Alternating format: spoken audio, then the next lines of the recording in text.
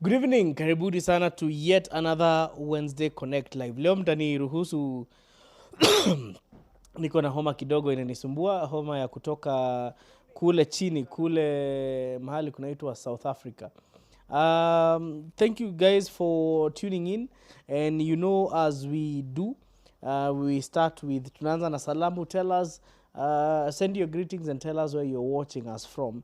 In the meantime, we are broadcasting live from Prince Drive Garage hapa Mirema, Mirema First Avenue kwa jamaa anaitwa Mwaura. So in case you have an issue na gari, unaweza tembea hapa Mirema First Avenue, Prince Drive Garage, talk to Mwaura, he will be able to sort you out. Also, kama uko pande Eldoret, we also have a garage there, Neon Mobility Limited, pale Pioneer, adjacent to A to Z. So ukienda hapo pia utapata usaidizi. So thank you so much for tuning in. Pole leo tuko dark kidogo, but as I always say, leo itabidi msikize andi kwa kanisa wanasemanga usikize nini? Usikize sauti. Hapa usikize message, usisikize sauti. So poleni sana, leo msikize sauti. So we can see we have Joseph Ndongo watching from Joseph Ndongo uko wapi? Asante sana Joseph Ndongo. Nitapoa. Kupoa nayo lazima nipoe ndio tuweze kupiga kazi sawa sawa. Neo Manuel is watching from Kahawa West. Jilopo Andy yako hapa anasema ako ndani kama sindano. Sasa ni sindano inakuanga ndani ama ni uzi? I think uzi ndio inawekanga kwa sindano. Ama unasema sindano ya kudunga mtu? Naona watu wanaingia, so wacha kwanza nipige stories za South Africa. Last time we came live from SA. We got a Prado there for one of our very good clients, and our viewers were Konnekt live. Now the vehicle is scheduled to be here by the end of Feb. Also, we scouted for a few units there, and it's a very, very, very interesting market. And if you want some of these streams of the Hilux that are not available anywhere else, especially in Japan, like the Legend 50, you can get them in South Africa. The car prices in South Africa, well, cars are not necessarily cheap in South Africa. That is one thing you should know. Si gari zote zinauzwa bei rahisi.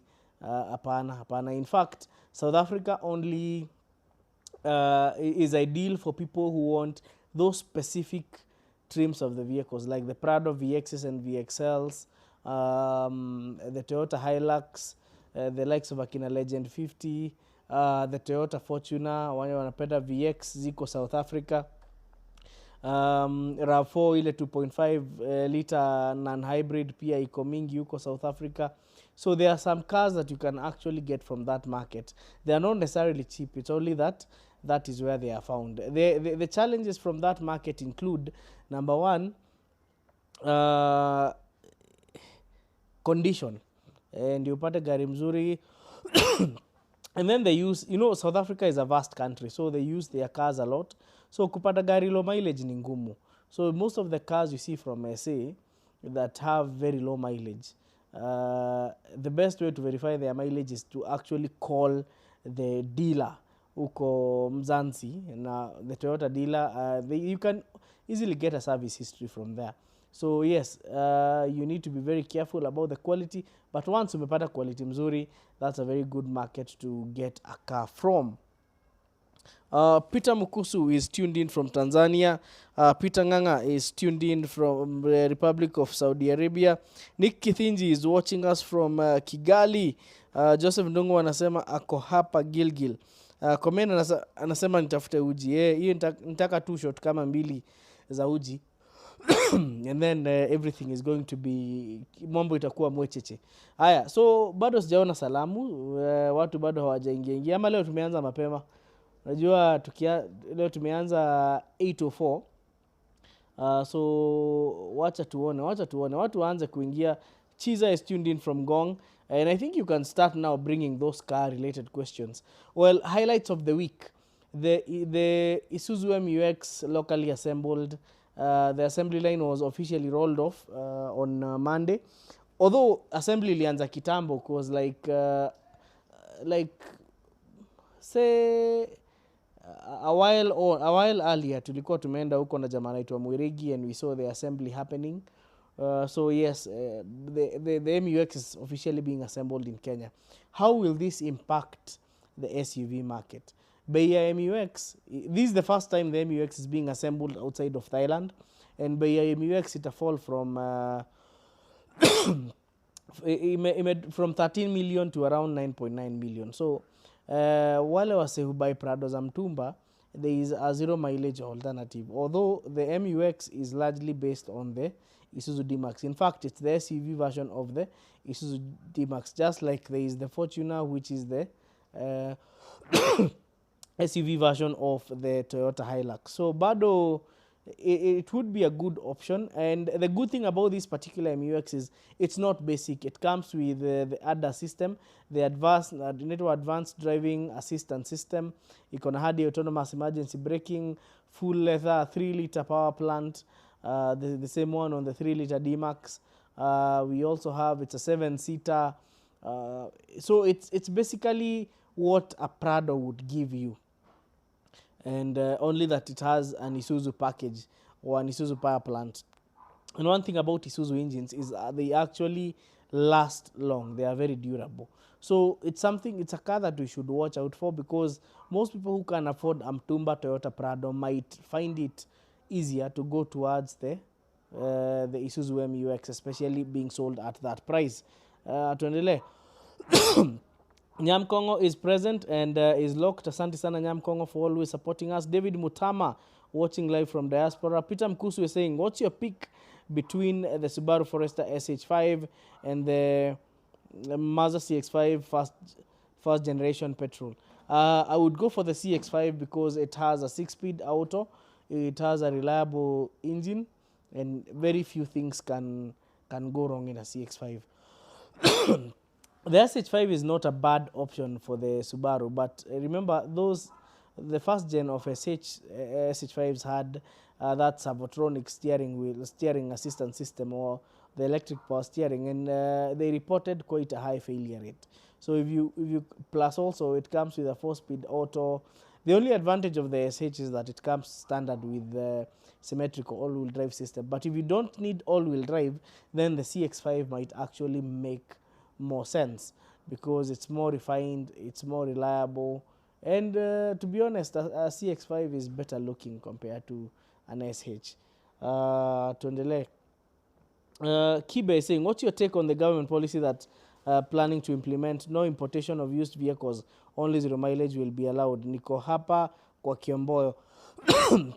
Salimia Kiomboyo sana, although alituangusha na event, lakini akipanga ingine tutaenda. So that bill that the government is trying to implement is called the draft automotive policy.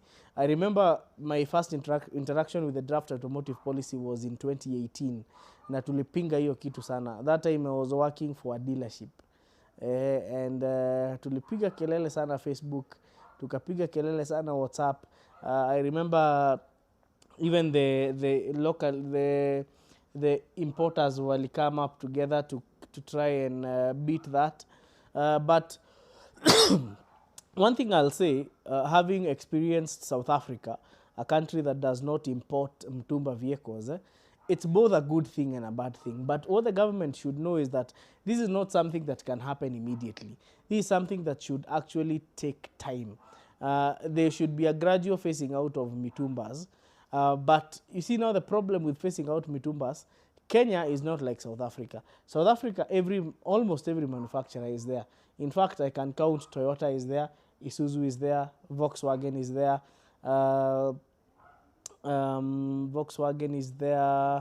Mahindra is there, Ford is there, Chery is there, Jetua is there, Jayco is there, Omoda, wao wengine wanaitwa aje? Peugeot sijui kama wanafanya assembly, but yeah. So basically there is variety. Even if you are to buy a 0 mileage vehicle in SA, there is variety. And in South Africa, there is a lot of financing. So most people actually get their vehicles on loan. Now in Kenya, if they want to implement that draft automotive policy, for the zero mileage dealers here, we can even count them. Tuko tu na Subaru, tuko na Toyota ama CFAO. CFAO iko na brands kadhaa, iko na Suzuki, iko na Toyota, iko na Volkswagen na iko na Mercedes. Haya, na pia wako na Sinotrack and everything. Zero mileage would work for commercial in Kenya. It has worked. But for easy gari personal, so you can imagine dereva wa Uber utamwambia anunue gari gani if we face out. Literally, they don't have options. So for us to implement the draft automotive policy, it is a good idea, but it will take time. It cannot be done as quickly as probably they think, because there will be challenges. Sababu ukiangalia hata the cost of zero mileage vehicles in SA, kadudu zero mileage ni kitu kama 1.6 million. That is not very far from how much you would be paying for a Mazda Demio or a, but you see them, they have variety. They have the Hyundais, they have the Toyotas, they have Kias, they have wako na magari mingi sana. So for us to implement the draft automotive policy, I will say we need time. It is a good thing, but I don't think Kenya still has the capacity to be totally independent when it comes to zero mileage vehicles. So yes, it is a move towards progress, but first of all, we need to get our infrastructure right. Sawa sawa. Okay. Wacha tuone. Antis Mons naona ako ndani. Ebel Kemboi anasema niko area Wakabi. What do you suggest on a Sunny B14 manual? That's an amazing car. Calvin Queens anasema Buda, ese kuna speed cameras. Alafu niliona huko kufunikwa pia ni constant kama Kenya. Yes, speed cameras are there. Yeah, there are speed cameras. Na pia kufunikwa ukicheza. Fine.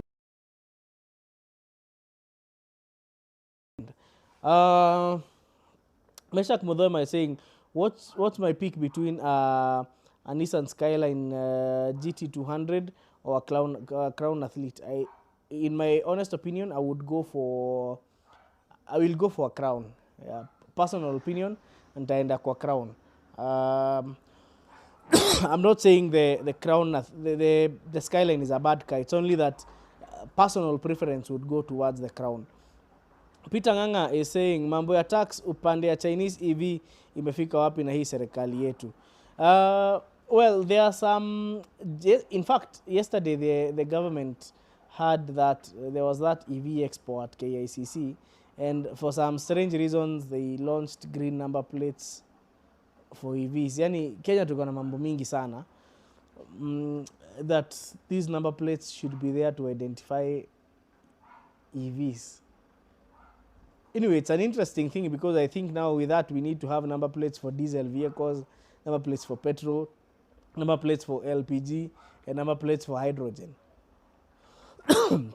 But anyway, with the AVs, there should be some incentives when it comes to taxes, and you have seen that BYD, I think one of the companies, there's a huge assembly that will be happening at KVM, yeah, electric vehicles, and there is already a huge consignment of CKDs. CKDs are knockdown kits that are en route to Kenya, so that should actually be a big deal, especially in the matatu market.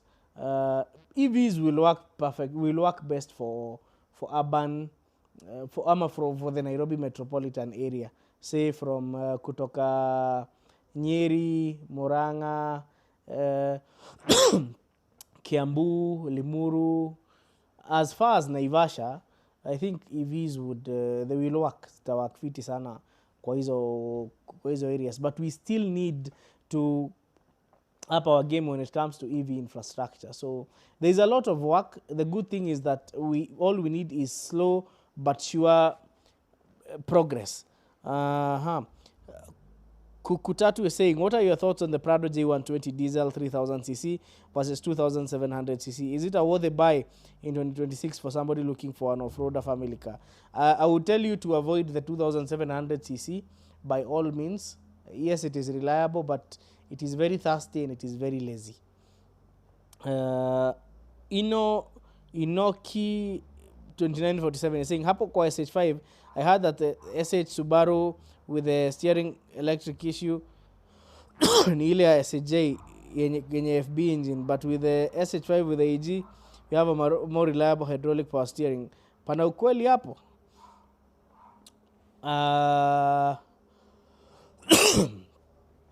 Well, we would need to find out. I would need to find out. But I think most SH5s came with a Servotronic steering system. Gidi to see saying niko locked kama kifuli pole kwa homa Kenya hatujafika 0 mileage bado. Most of us can't access bank loans due we are informally employed. Yeah, that's true, Gidi. I actually agree on that. Karota Uganda is saying good evening family. Good evening Karota. We are happy to be seeing you online. Tunajua kwa kina Karota Uganda sometimes they need the internet. Moses Orina is saying, hello CK, which is the best and safest method of paying for a car in the used market in Kenya? There are so many. Kuna RTGS. RTGS is the safest. Kucheza na cash sometimes inakuanga tricky, not unless it is somebody you really know na mtu mnaelewana vizuri. Raphael Nyawera is saying, Tukondani, Josh Homan is glad to be here. So I'm still waiting for more questions. I can see Leo guys are so slow on the question. Naona ni kama wana manipeleka polepole juu ya homa. But bring them on. And just to remind you that next week we have a very interesting, in fact, I think the 2947 should watch out for our episode on Monday, because our episode on Monday we dive deep into the Subaru issues. So that is something that we should watch out for. It is going to be very insightful, especially for the Subaru lovers in the house. Let's see, nani mwingine ama kuna. Okay, Ngugi James is saying, hello Mr. Eric, I was inquiring about shipping a Konnekt GS body kit. I texted you on WhatsApp but not texted. Okay, so Ngugi James, if you're thinking of importing a genuine GS body kit, I think that's feedback that you would have got. It is not worth it. It is not worth it because that thing is expensive, not unless uipate Dubai kwa gari ya kukatakatwa. But if you're shipping it from Japan, it is even worth more than some vehicles that are driving on Kenyan roads. So there are only two ways to get that GS kit at a good price. Number one is you get it from Dubai kwa zile magari za kukatakata.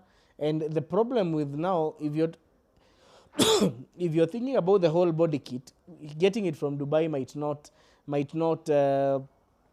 not be of great use, because a body kit comprises of a bumper, the side skirts, the bumper lip, the rear bumper, the diffuser, and a few other things. So hiyo kwa gari ya katakata, you see, you might not get all the things at the same time.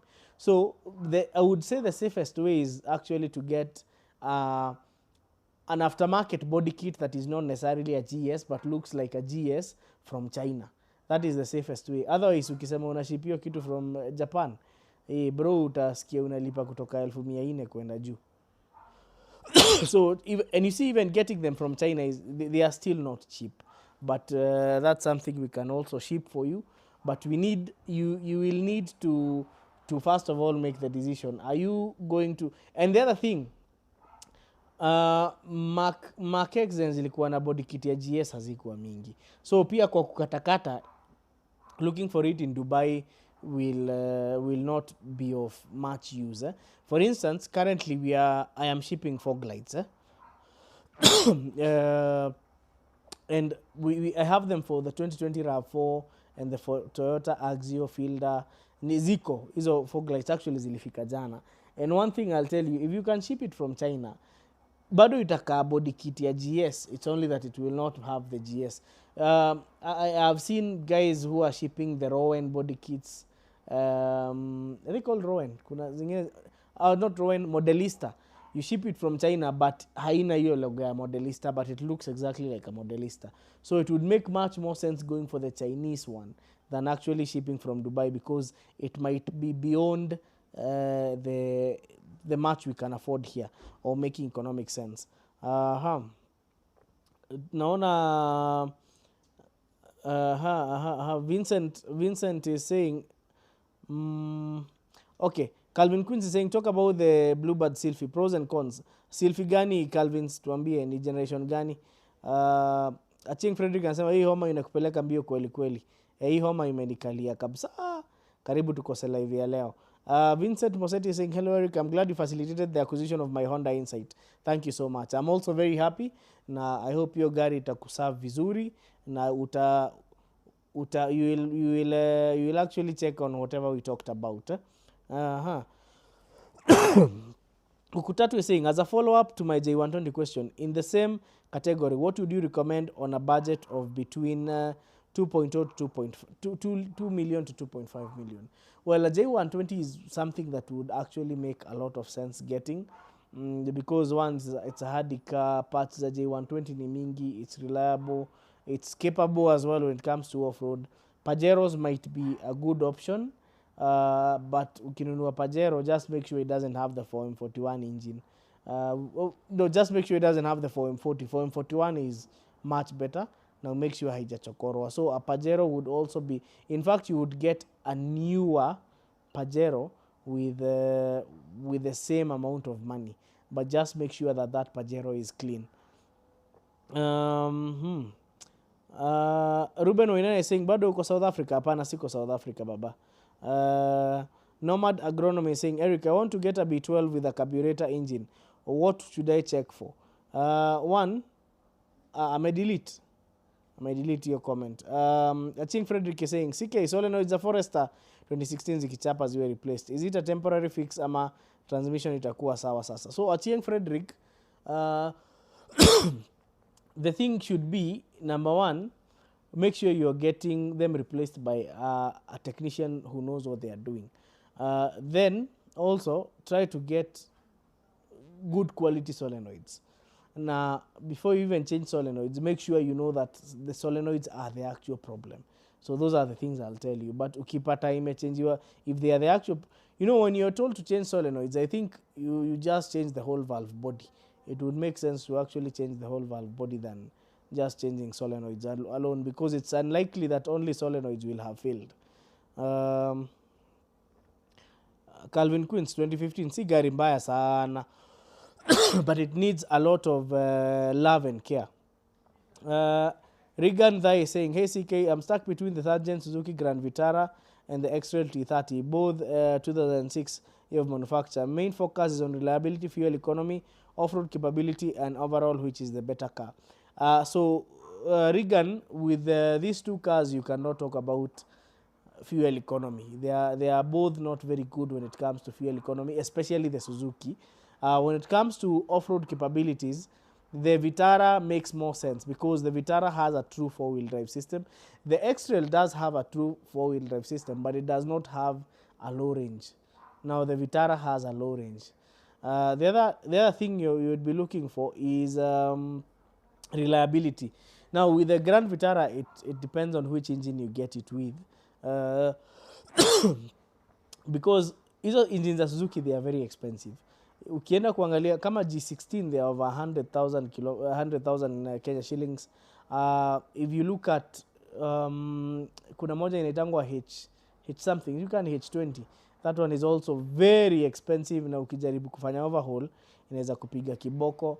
The other thing that you should actually consider is that the QR20 or QR25 of the X-Trail is around 80,000. So it's if you're replacing an engine and the gearbox on the X-Trail T30 will be very cheap, because gearbox at T30 ni kitu 45k. One problem about the T30, and I'm speaking from experience because I have one, is one, you anza kukatika huku kwa valences, especially if it is used for a long time on rough roads. But generally, X-Trails are very easy to maintain. Parts the X-Trail T30, they are very cheap.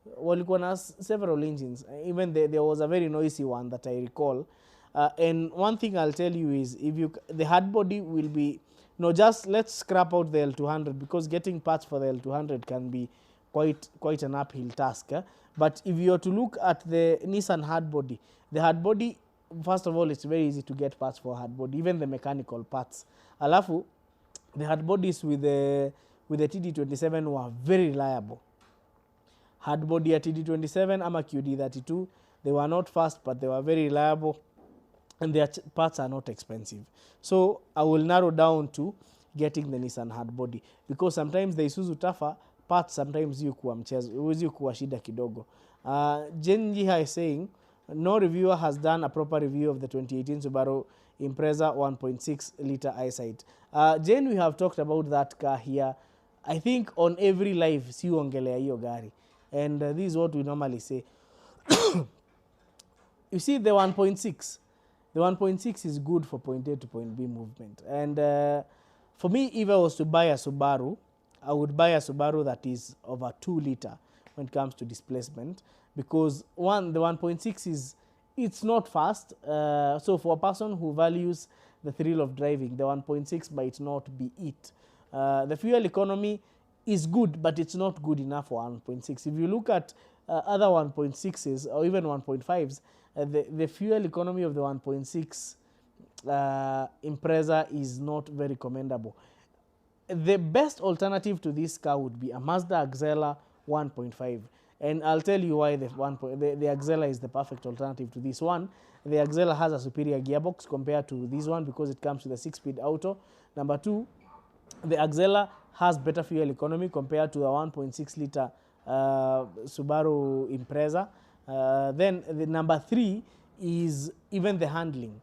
The Axela handles better, and to be honest, it is more reliable.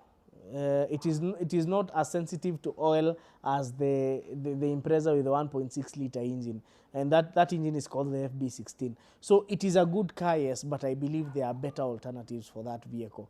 The only benefit of buying now the Impreza, I would not say it's an unreliable vehicle. It's a good car. It will serve you for a very long time, but you can get better. The only advantage of that Impreza with the 1.6 liter is that it is cheaper. Comparing it to the Axela, comparing it to the Toyota Corolla Sport, the Subaru is cheaper. But in terms of thrill of driving, well, one, electronic CVT transmission, and the other thing is that it's a bit lazy. But all in all, if you're a person who you want it for kutoka nyumbani kuenda job, ama kuenda tu within Nairobi, ushago once in a while, it's a good car. But for a person who values thrill of driving, the 1.6 Impreza is not it. Tuendelee. Auditory Nad is saying, are there newer Escudos as thirsty as the previous ones? No. Auditory, funny thing, the newer Escudos are actually very economical, and that is why, let me tell you, there has been a very big shift in the Escudos. First of all, the Escudo shifted from being a body on frame to being a monocoque chassis. It lost some weight. It became lighter. They brought in some smaller engines, the 1.4 and the 1.4 turbo and the 1.6 non-turbo. They brought in a better gearbox, a 6-speed automatic transmission, because the previous ones came either with a 4-speed auto or a 5-speed auto for the V6s, or a 5-speed manual. So this one, the new one, is even better because it's lighter, it has better performance, and it has more efficient engine. So you should not be worried about the new breed of Suzuki Escudos. Andrew, okay. We have another question here. Collins anasema, hey Eric, can advice on a GLC 300 or a Disco 4 2018, especially in terms of reliability, maintenance, trade-offs, and both the same case mechanics? Well, GLC 300 and a Disco 4 are in very different categories, because the Disco 4 has its own advantages. Part of those advantages is the Disco 4 has some serious off-road credibility. The Disco 4 is more spacious, more comfortable. It's more hardy compared to the GLC. However, the trade-offs for the Disco 4 is the reliability aspect. But also the usage of these cars is quite different because a GLC is more of a mall crawler. I don't think you would have the guts to take the GLC off-road, even if it has the 4MATIC. The parts are very delicate, but that Disco 4, it's basically an off-road monster. So both cars are expensive to maintain, both need specialized mechanics. So it all narrows down to what is the intended use of the vehicle. Andrew Sagi is saying unatuletea reviews za those big Mombasa buses lini hizo, tulia tu in due time. So Kelly Andero is saying, Eric, Omnicargo ziko na fuel economy poa, what's their biggest issue? Alternative pia sio mbaya. The Suzuki Omnicargo, I would say the biggest challenge with those vehicles is the mechanics. Although inajua kuna mechanic moja Naivasha mnoma sana na hizo Suzuki Omni. They are small, they have good fuel economy, they don't have so many electricals, but you might struggle with parts every now and then. But generally, well, they are not very good looking. But for work, unajua kwanza first of all unaendesha gari ukiwa ndani. So the looks ni shida ya ule mtu ako nje mwenye anaona gari. Tuendelee. Guru Adventures is saying, hello Eric, for first time owner Toyota Allion 2000cc 2003 for 400k, is it a good deal? Allion 2003, that is the Allion 240. And if it's a 2-liter, just make sure it is not a D4. Make sure haina ile engine ya D4. If it's a 2-liter, just make sure it's the inaitangwa nini yo engine. But I would feel you would be better if you had the 1.8. Ile 1.8 itakuwa better for that Allion 240. And Andrew Sergio is saying hiyo Allion 2000 si wachana nayo. As long as it's just make sure it's not a D4. Juu kama ni D4 itakukula kichwa. Pato Njay is saying, sorry for the cold. Seems everyone is under the weather. Quick recovery, sir. I always admire your car insights. Thank you so much, Pat. And next week takuwa better and stronger. James Gishui is saying, Asanti. Jen Niha is saying, it's just a daily commuter car for point A to point D and hauling my family. Yeah, if it's for point A to point B, then yeah, it's okay. It's a fine car. Martin Dirango is saying, is it possible to uplift a Mazda Axela 2017 to a reasonable clearance like that of Premio? Yes, it is very, very, very possible. It is very possible. You can use aftermarket coil springs. Ebu inbox your number iko hapo, your 0710. I'll be happy to assist. It's actually very possible. Although pia hiyo gari huwezi inua sana, because ukiinua sana itakaa funny. So Joey James is saying, is it possible to source a clean GS Mark X GX for a budget of 1.3? How much would it cost for a supercharger of the same car? I understand you don't like Mark X's as much. No, Ngugi, I do like Mark X's. They are very reliable. But if you're thinking of getting a supercharger kit for that vehicle, be ready to spend approximately 200,000 Kenya shillings. Yeah, so I don't think it's value for money you spending that amount of money on that vehicle. Na leo kuoni kamera iko wapi? Hiyo kamera iko hapa. Nilikuwa naitafuta mahali ingine. Okay. So I doubt you'll get a Mark X GS hapa Kenya as locally used. I highly doubt. The people who have these rare Mark X's are not willing to sell them. So all the best. Hilary Ndege is saying, are Suzuki Escudo parts readily available in the Kenyan market? Yes, depending on where you're looking for them from. There is a guy who is called Chenge Changigi, who is a renowned Suzuki mechanic. He should be of assistance. Also, I always say that the world has become a global village. You can easily ship parts hapa na pale.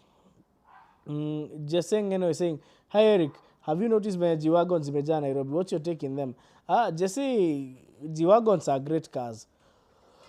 You can never, tena, G-Wagons are not for people who are worried about reliability or fuel economy. No, G-Wagons are ostentatious in nature.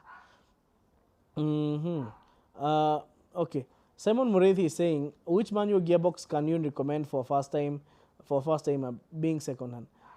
What do you mean by which manual gearbox car? There are so many. For which budget?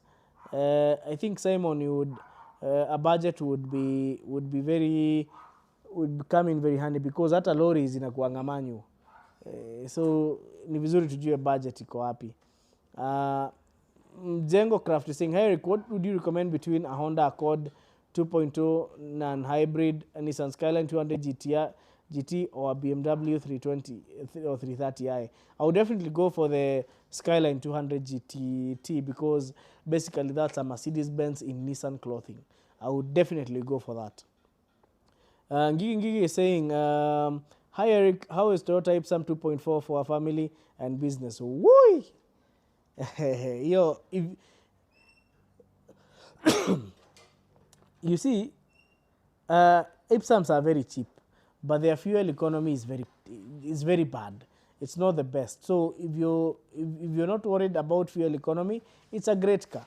It is very comfortable. If you're worried about fuel economy, then it might not be the ideal car. We have Kabuya Arthur saying, hello Eric, very happy for the good insights you always share daily. Here asking for Beyond the Speed Part 2. Kabuya, Beyond the Speed Part 2 is taking shape because one, let me just shed some light about the series as we do. One, they take time. That is number one. Number two, they require resources, but Beyond the Speed Part 2 is coming, na pia kuna ingine that will also be venye hawa Gen Z wanatuitisha vifunguo za gari hapa.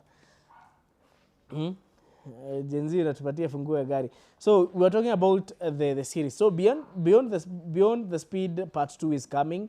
Also we are going to have another special edition of Beyond the Speed, and that is wacha hii Monday inakuja. Ile the other Monday. Wacha hii ni ya tarehe ngapi? That should be skip hii Monday hiyo ingine.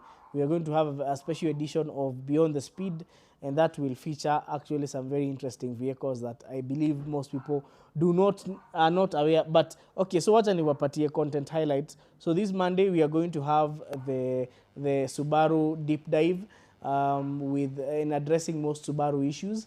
The other one, we are going to have a special edition of Beyond the Speed, and now hiyo ingine sasa ndio itakuwa na part 2 ya Beyond the Speed. So we have a content schedule that niliwaambia hii mwezi this year we are going to inaitwa kufanya nini Andy? So we are going to blow their minds. Content itakuja mwecheche. So let's tuendelee. So Kabuya, either you have your answer. So before the first week of March, we are going to have Beyond the Speed Part 2. So Mesut is saying, Eric ulikuwa umeruka swali yangu. I was inquiring about the Honda Fit RS Jazz manual transmission.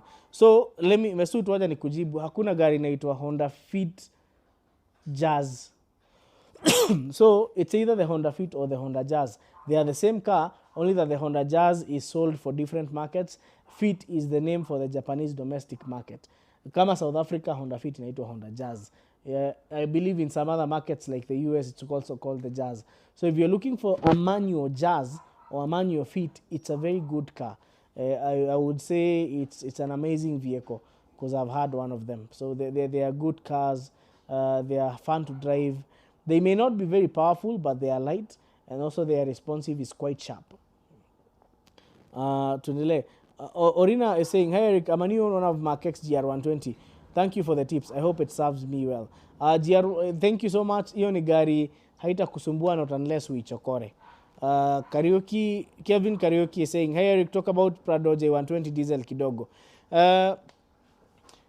Karaoke, I think tuliongea about J120 earlier on when somebody asked that question, but I'll give it a recap. So if you're looking at a J120 diesel, the earlier generations came with the 1KZ engine. The later generations of the J120 came with the 1KD FTV. So if you're buying a J120, I would say it's better if you bought the one with the 1KD because it's faster, better fuel economy, is not as noisy as the one with the 1KZ. Now, the common problems of the J120s include a problem with the brake booster. Hiyo inaletanga shida sana kwa J120, and it's not cheap because it goes for it's quite expensive. Hiyo brake booster hiyo gari ni expensive. Alafu when you're buying that brake booster, inabadilishi yangu hapo kwa duka. Usibebe because again it might, we get them from used cars even in Dubai, chopped cars, so some of them might have come already with a problem. So brake booster ukuwe very careful nayo ya J120. But my insight about it should be, if you're buying a J120, buy one with the 1KD FTV engine because those were the later generations and they were better. Also, always be very careful with the brakes so that you don't mess up your booster or your ABS. The other thing I would say about J120s is that don't drive them like they are sports cars. But J120s are amazing vehicles. And I would say, well, they have a special place. Because one, and that's why they also hold their value sana. We didn't expect that even after coming, the J250 coming into the market, we would still be buying. Huh? Oh, sawa. Acha niweke mic hapa chini. I'm saying, acha niweke hapa isiguzwe na ndevu. So I was saying that the 120 is ni gari fiti. I never thought we would still continue buying it for over 2 million even after the J250 coming into the market. Haya, tuendelee. Jem Nyox saying, I've seen some dealers selling the VW Arteon below 3.5M. Does it make more sense buying that over the Atenza for 2.9 million? Maintenance cost is between the two, is that significant? Well, James Nyox, Arteon inanunuliwa na watu wanajua chenye wananunua na watu wanajitambua. The Arteon is not in the same category as the Atenza in whatever way. It's only that they are both sedans. So these cars are incomparable. The cost of maintenance is incomparable. The performance is incomparable. So I don't think we should even put, the Arteon should be put on the same class with Mercedes-Benz W205 or the Audi, the Audi A5s, but not the Atenza, not the Atenza. Trevi Osonga is saying, hello Eric, for the first time buyer, budget 2.5 to 3 million. I want a stylish, reliable car with decent power, good ground clearance, reasonable running costs, local import. Which one would you recommend and why? So now, if you're looking at a vehicle for between that budget, funny thing, these are sai mahali bei ya magari imefika. Honda Vessels are going for 2.7 million. Escudos are going for 2.7, 2.8. Nissan Kicks is going for like 2.5. Subaru Foresters are approaching 3 million. Harriers ziko above 3 million. CX5 is above 3 million. So the options are not very, they are not very many. Especially if you're looking for a crossover SUV because of the ground clearance. Well, we might not have so many options. You might even have to go above the 3 million mark. But if you remaining below the 3 million mark, what you're going to get is a subcompact crossover SUV like a Subaru XV, because XVs are going for like 2.7, 2.8. They have decent clearance. They are not fast, but stylish. I always say beauty is in the eye of the beholder. So that is something else that we... okay, I know you must have an idea of what you're looking for. So I think we can make this easier by, if you listed, I'm interested in this car, or my cars, or in my mind I have A, B, C, D as a car, as the cars of choice. Muthali Johnson is saying, hi Eric, what's your take on the NV200 locally used pros and cons. Budget 700 to 850, and V200s are actually very nice cars. They come with a 4-speed automatic gearbox, so they don't have gearbox problems. Kawaida tu, shida kawaida za Nissan kama ignition coils hizo chapa for some strange reasons, and getting others is an uphill task, but when you get genuine coils they'll serve you for a very long time. Hiyo ingine ni bushes, na bushes ukisikia zimesumbua sana, weka za makamba, zile za kuchonga, zile za taya. But generally the NV200 is more value for money compared even to the Probox. That's something I'll say without fear or favor.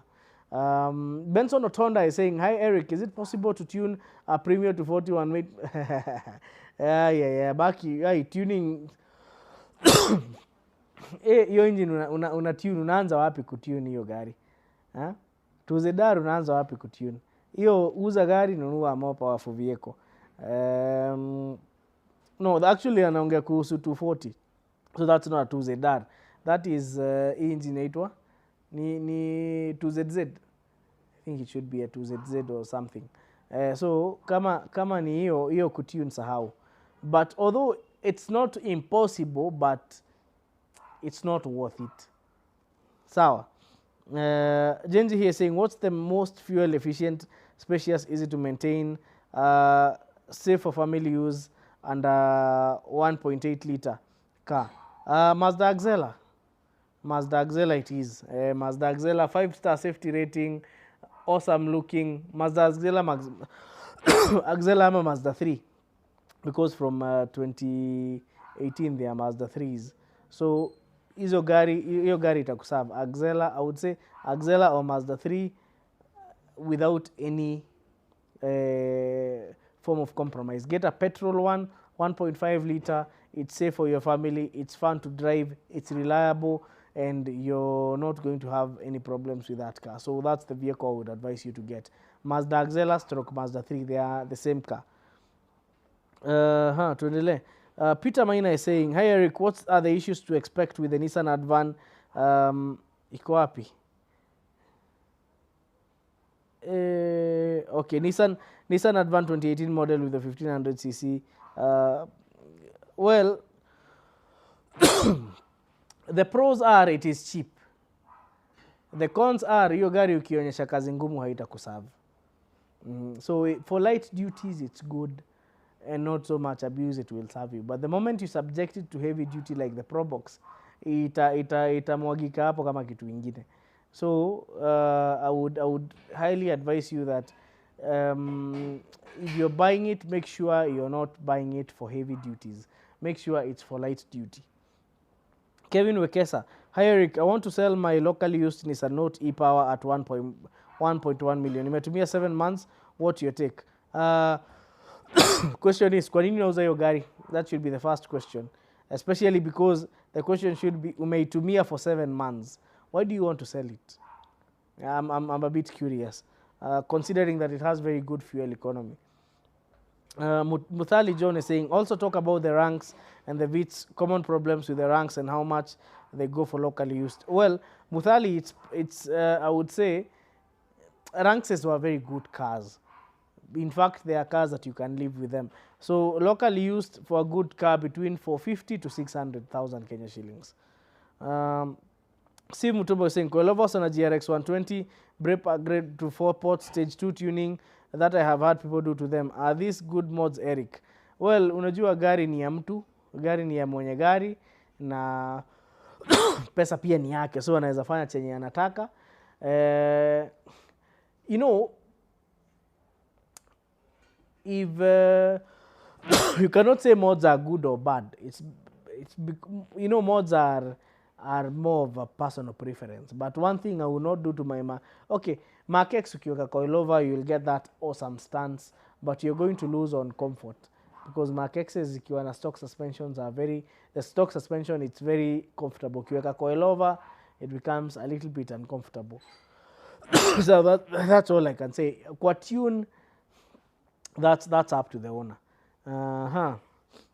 So Scotty is saying, hey Rico, consider doing a video ranking the best used cars to buy in different categories: small cars, sedans, wagons, crossover, SUV, pickup etc, considering reliability and fuel consumption. Scotty, I'll definitely do that. Elliot Miner is saying, hey Eric, I have a Mazda CX-5 mixing diesel with oil, making the oil hey, hiyo hapo kuna Mora ameenda wapi? Hiyo ni kazi ya Mora, but you will need kuna kitu hapo imepiga. There is a seal you need to replace. There is certain seal you need to replace. So leta gari hapa Prince Drive garage, wacha isotiwe hiyo maneno. It's a common problem even with the Mercedes diesels, hizi vitu zifanyika. So Derek Kimutabe is saying, hi Wakabi, I'm late. This might sound like a broken record, but please advise me on a Mazda 6 diesel 2020 diesel. Should I do DPF delete? How can I make this car not give me problems? Please advise. So Derek, the Mazda 6 is an amazing car. Sio lazima ufanye DPF delete. As long as you get to drive the car enough, if you can use a DPF cleaner, you will be safe.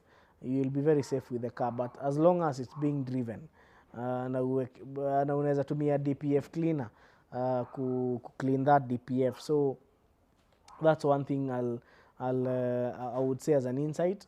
Well, in terms of the engine, these cars are very sensitive to oil, so stick to good oil and the recommended oil, na hiyo gari itakuserve vizuri sana. Samiari Production saying lowest mileage SG9 unaweza pata ni hiyo hata siwezi ongelea hapa kwa sababu that's a car that is more than 15 years old, not even 15. Hizo ni gari size inaelekea karibu 20 years. So hiyo mileage hatuwezi sema ati unaweza pata. That's something we cannot talk about. I want to change brake disc from normal to ported ones. Is it advisable for better braking? Yes it is, Daniel, but also for which car? Because unajua unaweza kuwa unaweka Premio 4-port ni ya nini on a Premio, so not unless uko na gari iko na significant power output.